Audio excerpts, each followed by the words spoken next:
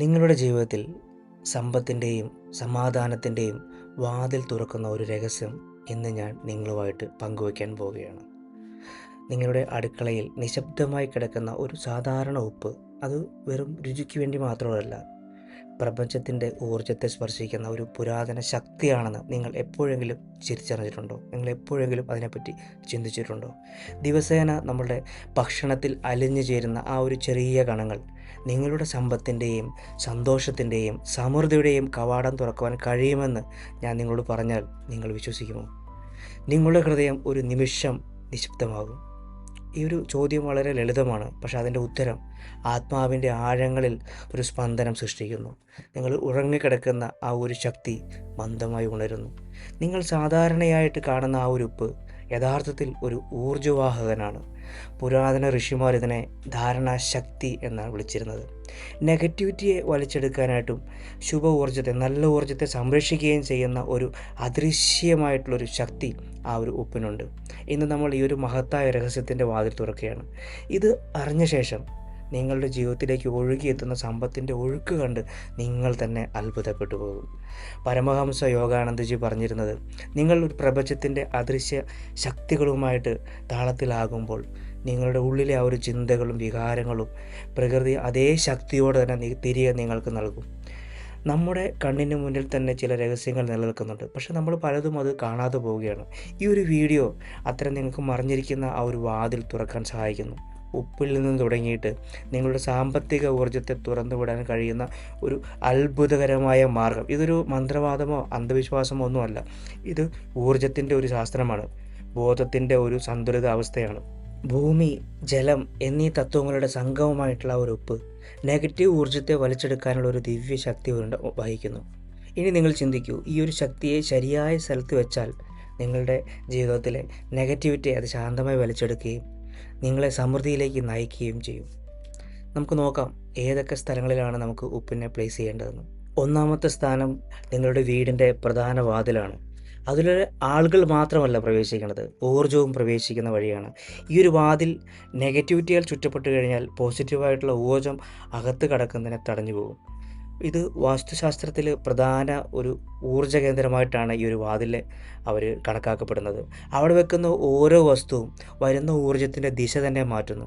അവിടെ ഒരു ചെറിയ പാത്രത്തിൽ നമുക്കൊരു ഉപ്പ് വെച്ച് കഴിഞ്ഞാൽ അത് നിശബ്ദമായി, അദൃശ്യമായി വീട്ടിലേക്ക് കിടക്കുന്ന നെഗറ്റീവ് ഊർജ്ജങ്ങളെ വലിച്ചെടുക്കുന്നു. പക്ഷെ ഓർക്കുക, ഇതൊരു സാധാരണ ഉപ്പല്ല.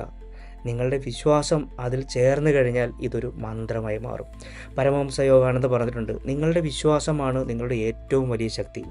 നിങ്ങൾ ഉപ്പിനെ ആ ഒരു ധാരണയോടും ഒരു ആത്മീയ ഭാവത്തോടും കൂടിയിട്ട് നിങ്ങൾ വാതിലിൽ വെക്കുമ്പോൾ ഈ ഒരു വാതിൽ ധനം, സമാധാനം, സൗഭാഗ്യം എന്നിവയ്ക്കായി തുറക്കാൻ തുടങ്ങുന്നു. രണ്ടാമത്തേത് നമ്മൾ പണം വയ്ക്കുന്ന ആ ഒരു ഏരിയയാണ്. ആഭരണങ്ങൾ, വിലപിടിപ്പുള്ള വസ്തുക്കൾ ഈ വെക്കുന്ന ഈ സ്ഥലം അത് നിങ്ങളുടെ ഒരു ഭൗതികമായിട്ടുള്ളൊരു സംഭരണശാലയൊന്നുമല്ല. അത് നിങ്ങളുടെ സാമ്പത്തിക ബോധത്തിൻ്റെ ഒരു കേന്ദ്രമാണ്. അവിടെ അടിഞ്ഞുകൂടി കിടക്കുന്ന ആ ഒരു ഭയം, ഉത്കണ്ഠ, അത്യാഗ്രഹം, ഈ ഇല്ലായ്മയുടെ വികാരങ്ങൾ, നമുക്ക് ഇല്ല എന്നുള്ള തോന്നലുകൾ, ഇവയെല്ലാം നിങ്ങളുടെ ധനത്തിൻ്റെ ഒഴുക്കിനെ തടസ്സപ്പെടുത്തുന്ന വികാരങ്ങളാണ്. അവിടെ നമ്മൾ ഈ ഒരു ചെറിയ പാത്രത്തിൽ ഉപ്പ് വെക്കുമ്പോൾ ആ ഒരു നെഗറ്റീവ് വികാരങ്ങൾ ഇത് നിശബ്ദമായി വലിച്ചെടുക്കുന്നു. ധനം ശരിക്കും പുറത്തു നിന്നല്ല വരുന്നത്, നമ്മളുടെ ഉള്ളിൽ നിന്നാണ്.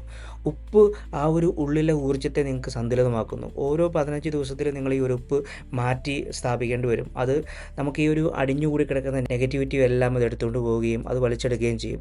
അതുകൊണ്ട് ഇതൊരു സമർപ്പണമാണ്. ശരിക്കും ഇതൊരു തന്ത്രമൊന്നുമല്ല. പ്രപഞ്ചത്തിലെ ആ ഒരു ദിവ്യശക്തിയോടെ നിങ്ങൾ ചെയ്യുന്ന ഒരു നിശബ്ദമായിട്ടൊരു പ്രതിജ്ഞയാണ്. മൂന്നാമത്തെ സ്ഥലം നമ്മളുടെ വാഷ്റൂമാണ്. നമ്മൾ ശരീരത്തിനെ ശുദ്ധീകരിക്കുന്ന ഒരിടമാണ്, പക്ഷേ ആത്മാവിൻ്റെ ഭാരങ്ങൾ അവിടെ തന്നെ എപ്പോഴും കുടുങ്ങി നിൽക്കുകയും ചെയ്യുന്നുണ്ട്.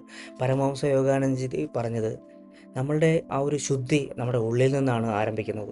പക്ഷേ അതിൻ്റെ ആ ഒരു തരംഗങ്ങൾ നമ്മുടെ ചുറ്റുപാടുകളെ എപ്പോഴും സ്പർശിക്കും. ബാത്റൂമിൻ്റെ ആ ഒരു ഊർജ്ജം എത്ര വൃത്തിയായാലും എപ്പോഴും ഭാരമേറിയതും മണ്ണ് നിറഞ്ഞതുമായിരിക്കും.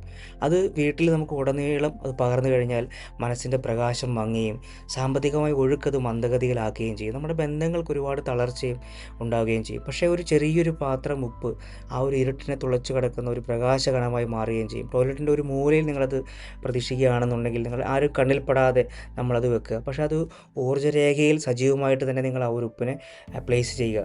അപ്പോൾ ഒരു അദൃശ്യ കാന്തം പോലെ അത് പ്രവർത്തനം ആരംഭിക്കുകയും ചെയ്യും. അത് നെഗറ്റിവിറ്റിയെ വലിച്ചെടുക്കാനായിട്ടും അന്തരീക്ഷത്തെ ലഘൂകരിക്കാനായിട്ടും ആ വീടിൻ്റെ ഒരു ശ്വാസം അത് വീണ്ടും ഒരു സ്വതന്ത്രമാക്കുകയും ചെയ്യും.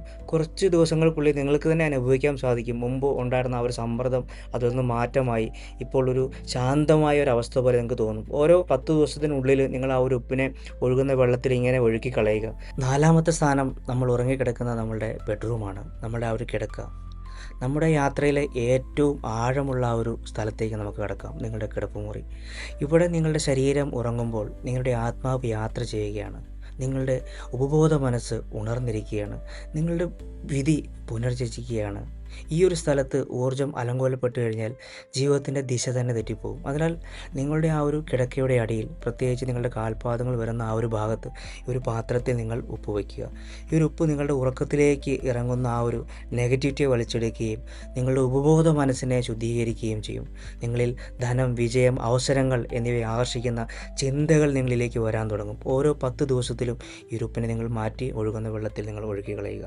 ഈ ഒരു ക്രിയ നിങ്ങൾ ചെയ്യുമ്പോൾ, നിങ്ങൾ ചെയ്തതിന് ശേഷം നിങ്ങൾ മനസ്സിൽ വിഷ്വലൈസ് ചെയ്യുക, പല മാർഗത്തിലൂടെ പല ദിശകളിൽ നിന്ന് പണം എന്നിലേക്ക് ഒഴുകി വന്നുകൊണ്ടിരിക്കുന്നു, താങ്ക് യു യൂണിവേഴ്സ്. ഈ ഒരു രീതിയിൽ നിങ്ങൾ മനസ്സിൽ ഇങ്ങനെ ചിന്തിക്കുക.